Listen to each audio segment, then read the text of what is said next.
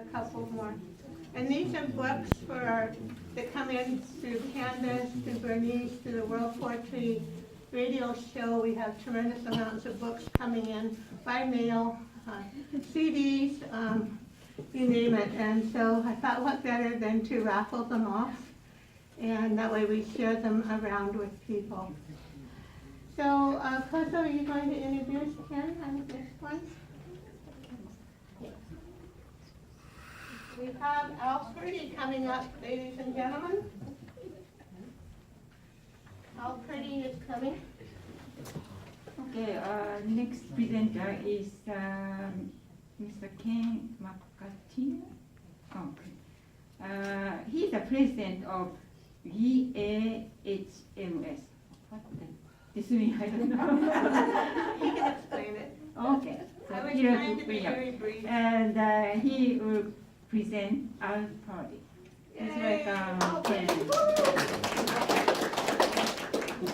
He's done this for us before. He's a really good Al Purdy. I come to you as Al Purdy. My voice is matching his too.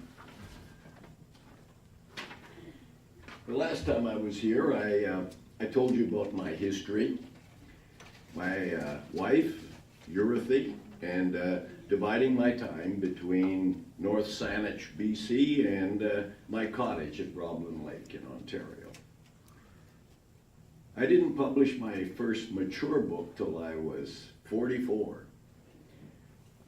but ended up publishing over 40 books and won every major distinction and award open to a Canadian writer. That's my version anyway. 2 Governor General's awards and the Order of Canada. My writing remained firmly rooted in the vernacular speech of ordinary people, and I bridged the gulf between academia and the factory lunchroom. I succumbed to lung cancer in the year 2000 at my waterfront home in British Columbia. Some people thought highly of me. The Globe and Mail said that for at least the past decade, there has been a growing consensus that Al Purdy is the greatest of our poets. Maclean's Magazine, 100 years from now, one of the few Canadian poets whose work will still be read will be Al Purdy. My poetry. The last time I was here, I wrote from at the Kinty Hotel. This time I'll read a short poem titled Attempt.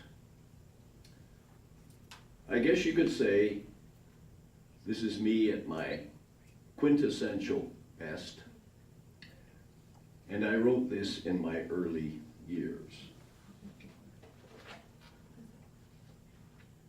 You can cover your ears if you want. Man's sole gesture of defiance at a hostile or indifferent universe is standing outside at night after the requisite number of beers, and with a graceful, enormous parabola, trying to piss on the stars, failing magnificently.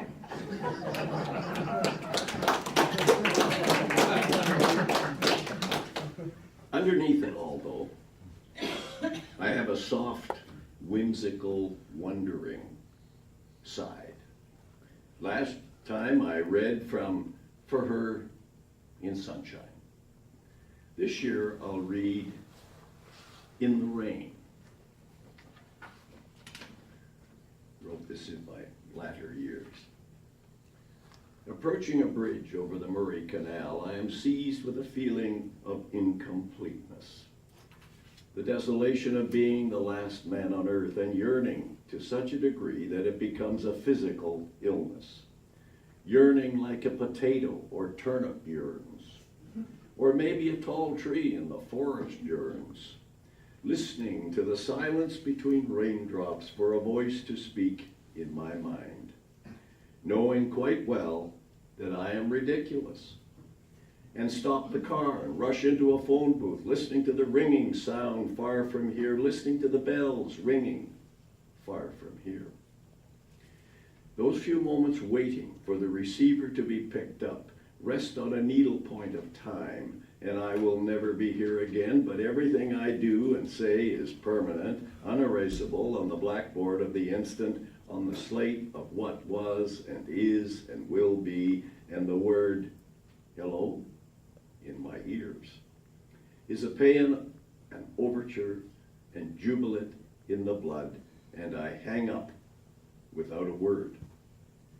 I will sleep my way to death, searching for an instant in dreams, to find that moment again, for that face reconstituted and intact again, with all past ages echoing from microscopic amoeba to Rilke, culminating in that moment again on a plastic electronic device for a rented instant, for a rented instant. Thank you.